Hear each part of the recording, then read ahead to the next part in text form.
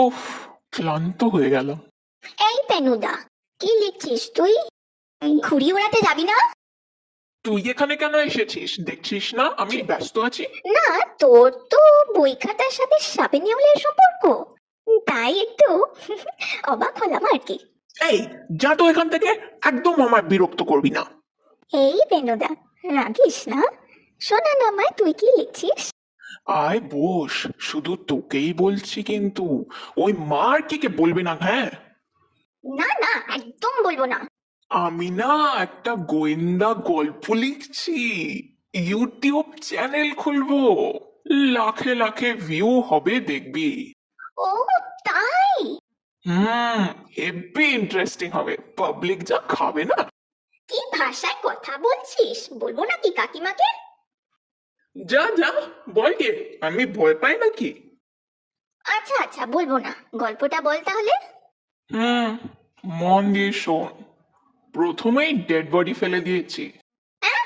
তার মানে?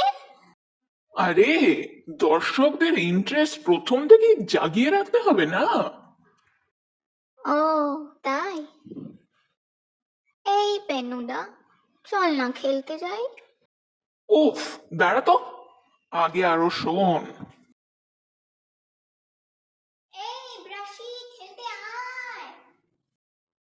এই, আমি যাচ্ছি খেলতে, তুই আয়। ব্রাশি, ও ব্রাশি, গল্পটা তো শুনে গেলি না? ধুর, শুধু খেলার দিকেই মন। হ্যাঁ, সবাই মিলে ঘুড়ি ওড়াচ্ছে, আমি ওখানে থাকলে ফাটাফাটি করে দিতাম।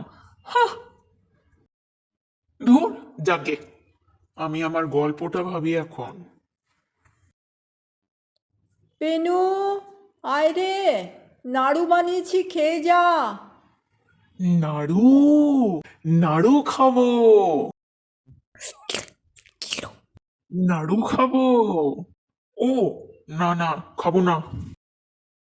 আমি ব্যস্ত আছি, গল্প লেখার তালটাই কেটে যাচ্ছে এইসবে।